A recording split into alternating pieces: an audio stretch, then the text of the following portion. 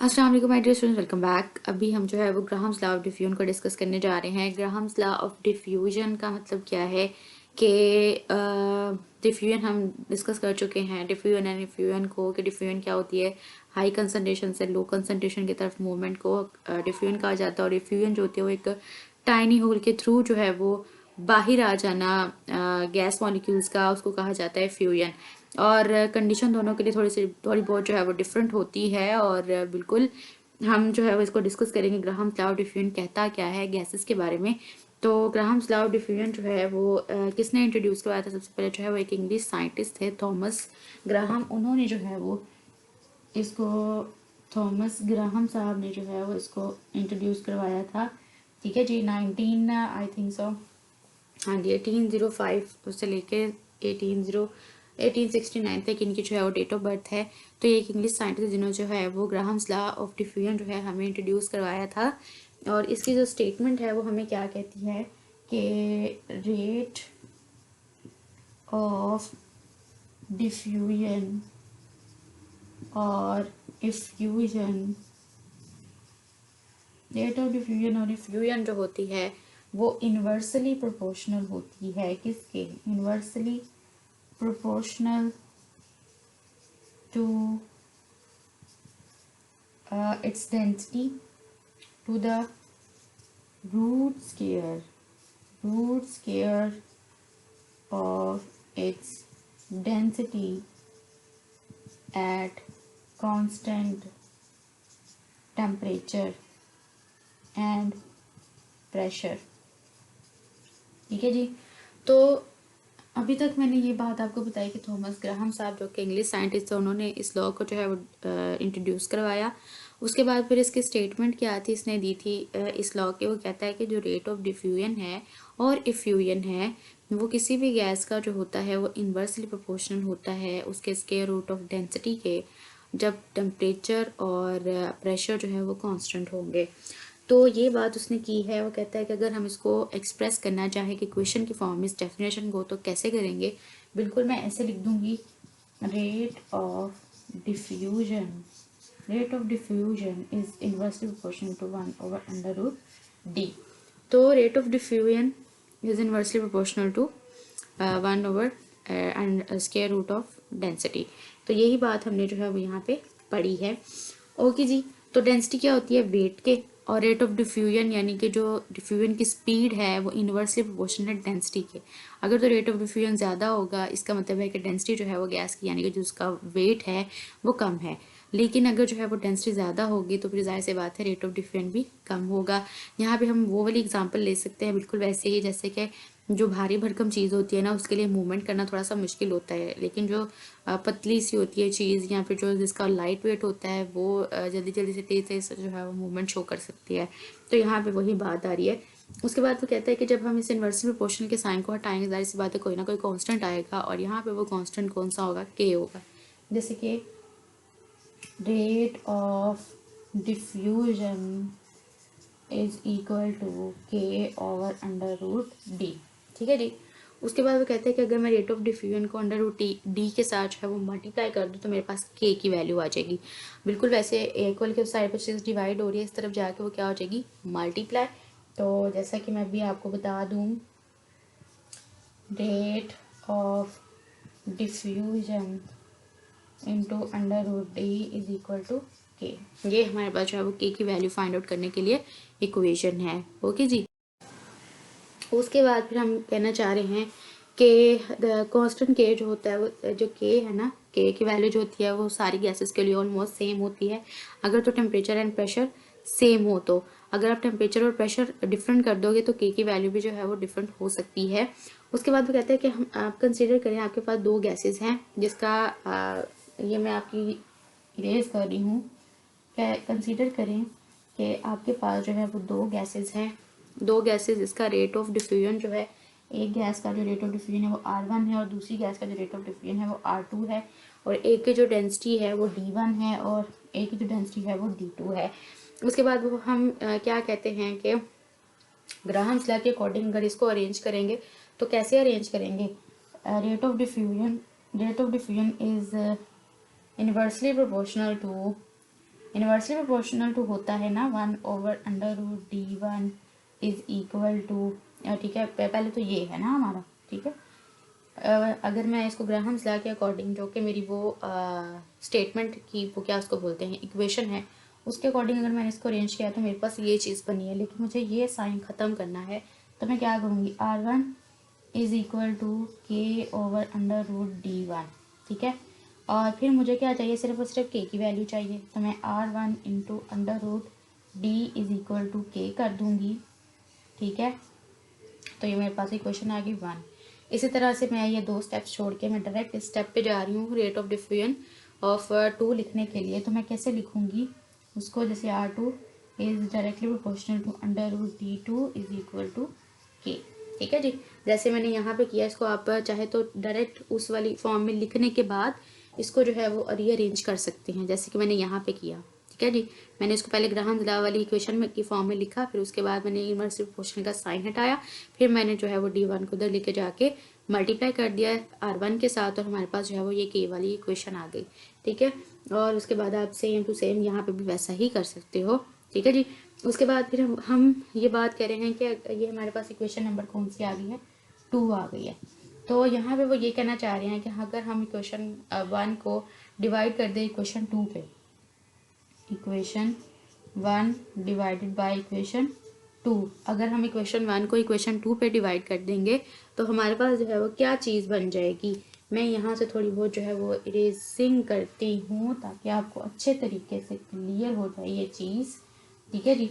अगर मैं इसको डिवाइड करती हूँ तो मेरे पास क्या चीज़ बनेगी, जैसे कि R1/R2 is equal to √D2/√D1। ये कैसे हुआ है, अब ये मैं आपको बता दूं। 1 इक्वेशन हमारे पास ये है, R1 इंटू √D1 यही है। तो R1 is equal to √D2 आना चाहिए था, तो हम इसको डिवाइड कर रहे हैं, जैसे कि ये R1 इक्वेशन 2 को 1 को 2 पे, तो R1 ऊपर आएगा और R2 जो है वो इसके नीचे आ जाएगा, इज इक्वल टू। जब आप इज इक्वल टू का साइन ये के को कैंसिल करोगे ना, जब ये के उस के साथ कैंसिल होगा तो मेरे पास क्या आ जाएगा, D1 मेरे पास आ जाएगा D2/√D1। कैसे ये आया है, मैं कुछ इस तरह से करती हूँ, जैसे कि मेरे पास आ गया R1/R2, दोनों की दोनों इक्वेशंस को अगर मैं लिखती हूँ डिवीजन की फॉर्म में, R1 equation 1/2, R1 is direct proportional to √D2, ठीक है। ओके जी, ये मल्टीप्लिकेशन का साइन है, सॉरी ये डायरेक्टली का साइन नहीं है, मल्टीप्लिकेशन का साइन है, ओके। और यहाँ पे मैंने लिखा K, इसको मैं डिवाइड कर देती हूँ किस पे, R2 इंटू √D1 पे, ठीक है। और ये जो है ये भी K के बराबर है। मुझे जो है ये K नहीं चाहिए, तो मैं क्या करूँगी, मैं जो है वो इस D1 को जो है यहाँ पे ले जाऊँगी, सॉरी। फिर मेरे पास आ जाएगा R1/R2 is equal to √D2/√D1। बिल्कुल ऐसे ही आती है ये वैल्यू हमारे पास जब आप के को कैंसिल कर देंगे, ठीक है जी। आई होप आपको जो है ये क्लियर हो गई है चीज़, और किस तरह से जो है हमने इन इक्वेशंस को डिवाइड किया है। R1/R2 इज इक्वल टू, जब आप के को कैंसिल कर देंगे तो दूसरी तरफ जाके जो है वो आपका अंडर रूट, ये जो है D2 वाला ये क्या हो जाएगा, मल्टीप्लाई, और जो D1 है वो दूसरी तरफ जाके क्या हो जाएगा, डिवाइड। ये बात हुई है यहाँ पर सिंपल। उसके बाद कहते हैं कि density of the given mass, given gas की जो है वो डायरेक्टली प्रोपोर्शनल होती है, जो डेंसिटी होती है इसके मोलर मैस के बराबर भी होती है। सो आप इसको इस तरह से भी लिख सकते हो, R1/R2 is equal to √M2/√M1, ठीक है। और जहाँ पे M1 और M2 जो है वो आपके M2/M1 जो है ये आपके मोलर मैसेज हैं गैस के। उसके बाद फिर अगर हम इसको डिमॉन्स्ट्रेट करना चाहें तो वो भी हम कर सकते हैं, बिल्कुल कैसे वो देख लेते हैं। अब हम देखने जा रहे हैं डिमॉन्स्ट्रेशन। किसकी डिमॉन्स्ट्रेशन, ये ग्राहम्स लॉ की डिमॉन्स्ट्रेशन, यानी कि कोई एक्सपेरिमेंट परफॉर्म करेंगे जिससे हमें पता चल जाएगा कि जो हमारा ये जो ग्राहम्स लॉ है वो वाकई में इस तरह से गैसेस के लिए अप्लाई होता है। और जिस लॉ को हम जो है वो लेबॉर्ट्री में वेरीफाई कर सकते हैं, इसके दो गैसेस आप कंसिडर कर लें, उनका रेट ऑफ डिफ्यूजन और उनकी डेंसिटी से। तो यहाँ पे वो कहते हैं कि दोनों गैसेस, फॉर एग्जांपल आपने जो है वो एक ट्यूब ली है, ग्लास ट्यूब है जी आपके पास इस तरह से, उसके जो है वो आपने किनारे बंद कर दिए हैं, ठीक है, बिल्कुल एक टॉफ़ी की तरह की इसकी पैकिंग लग रही है मुझे, टॉफ़ी कैंडी की तरह, ठीक है। और यहाँ पे जो है हमने क्या कर दिया है, एक तरफ हमने दो गैसेस यहाँ पे कंसीडर की हैं, ठीक है जी। और ट्यूब को जो है, ये ग्लास ट्यूब है, ठीक है, उसको हमने जो है वो दो गैसेस को ऑपोजिट एंड से आने दिया है। कहता है कि दो कॉटन के आपने प्लग्स लेने हैं छोटे छोटे से, यानी कि कॉटन के आपने जो है वो इतने इतने से पीसेस कर लेने हैं, और उसके बाद एक कॉटन को आपने HCl में डिप करना है और एक कॉटन को जो है आपने अमोनिया में डिप करना है। फॉर एग्जांपल आपने जिस कॉटन को HCl में डिप किया है उसको मैं यहाँ पे प्लेस कर रही हूँ, मैंने इस तरह से उसको यहाँ पे प्लेस कर दिया है HCl वाली जो है वो कॉटन को, और यहाँ पे जो है वो मैंने अमोनिया वाली कॉटन को जो है वो यहाँ पे प्लेस कर दिया है, उसको मैंने जो है यहाँ पे बंद कर दिया दोनों एंड्स को इन सॉफ्ट किसके साथ, कॉटन्स के साथ। उसके बाद फिर मैंने देखा कि ये जो ट्यूब है वो कितने सेंटीमीटर लॉन्ग है, इसका जो साइज़ है वो 100 सेंटीमीटर है। और फिर मैंने क्या किया, ये सॉरी अमोनियम क्लोराइड है, अमोनियम क्लोराइड है ये, ओके जी। उसके बाद फिर हमने देखा कि थोड़ी देर के हमने दोनों एंड्स को क्योंकि बंद किया हुआ है, तो यहाँ पे हमने देखा कि साइमल्टेनियसली जो HCl है वो भी ट्रैवल कर रहा है, ठीक है जी। साइमल्टेनियसली HCl मॉलिक्यूल्स ट्रैवल करके यहाँ से HCl के मॉलिक्यूल्स ने जो है वो कितना ट्रैवल किया है, यहाँ से HCl के मॉलिक्यूल्स ने ट्रैवल किया है 40.5 सेंटीमीटर, और यहाँ से अमोनिया के मॉलिक्यूल्स ने कितना ट्रैवल किया है 59.5 सेंटीमीटर, ठीक है। और हमें जो है यहाँ पे जंक्शन एक बना हुआ मिला, जहाँ पे हमें क्या मिल रही है, हमें जो है वो मिल रही है अमोनियम क्लोराइड के वाइट रूम, सॉरी ये मैं आपको बिल्कुल सही बता रही थी, यहाँ पे अमोनिया गैस है, ठीक है जी।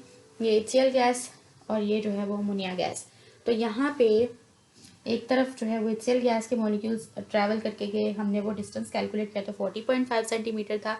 दूसरी तरफ से अमोनिया गैस के मॉलिक्यूल्स आए, उन्होंने जो है 59.5 सेंटीमीटर जो है वो डिस्टेंस कवर किया, और एक जंक्शन सा बना जहाँ पे हमें अमोनिया गैस और यहाँ से जो है वो HCl में से जो क्लोरीन गैस है उन्होंने मिल के क्या बना दिया, अमोनियम क्लोराइड, और उसके हमें वाइट फ्यूम्स जो हैं वो बहुत क्लियरली मिले इस जंक्शन पे।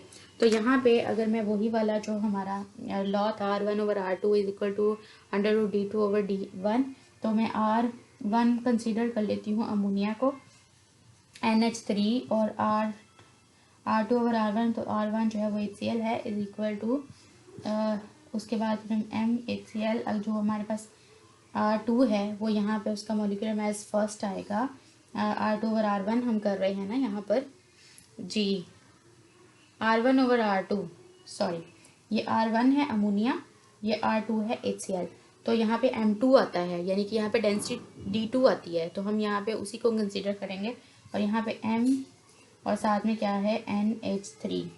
उसके बाद हमारे पास हमने जस्ट इसकी वैल्यूज पुट करनी है, इसकी वैल्यू क्या है, rate of diffusion of ammonia की 59.5, और सेंटीमीटर HCl कितनी है 40.5 सेंटीमीटर, सेंटीमीटर से कैंसिल हो जाएगा, इज इक्वल टू √HCl का मॉलिक्यूलर वेट क्या बनेगा, क्लोरीन का होता है 17, और उसका बना के किसका बोलते हैं उसको, हाइड्रोजन का एक मिला के मॉलिक्यूलर मास उसका क्या बन जाएगा 18, सॉरी हाँ जी हमारे पास HCl, क्लोरीन का हमारे पास क्लोरीन का हमारे पास जो है वो 30 क्या बनता है 35.5 इसका बनता है, और हाइड्रोजन का एक मिला के यहाँ पे बन जाएगा 36.5, और नीचे जो है वो हमारा क्या बन जाएगा, नाइट्रोजन का होता है, हमारे हाइड्रोजन 3 है, यहाँ पे नाइट्रोजन का होता है 14 प्लस 3 17, तो यहाँ पे 17, इसको जब आप सॉल्व कर लोगे कैलकुलेटर से तो आपके पास आ जाएगा 1.6 इज इक्वल टू 1.6।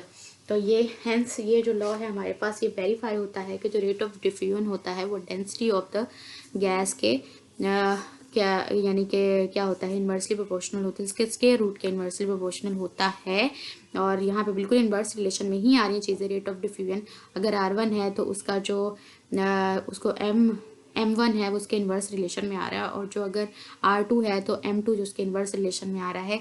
और इसी तरह से जो है ये ग्राहम्स लॉ यहाँ पे वेरीफाई होता है कि बिल्कुल ऐसा ही है कि जितना और इसके अलावा हमने ये भी देखा कि जितनी डेंसिटी ज़्यादा होगी उतना ही रेट ऑफ डिफ्यूजन जो है वो कम होगा। आई होप आपको जो है ये क्लियर हो गया टॉपिक। फिर भी कोई क्वेश्चन हुआ तो let me know in the comment section. Next lecture में मिलते हैं डिफरेंट साइंटिस्ट की कंट्रीब्यूशन के साथ, कंट्रीब्यूशन जो उन्होंने की है केमिस्ट्री में, और kinetic molecular theory of gases की तरफ, उसको यानी कि उसको कैसे जो है उन्होंने कैसे कैसे अपना कंट्रीब्यूशन किया है काइनेटिक मॉलिक्यूलर थ्योरी के अंदर। तो बिल्कुल नेक्स्ट लेक्चर में मिलते हैं, तब तक के लिए थैंक यू सो मच।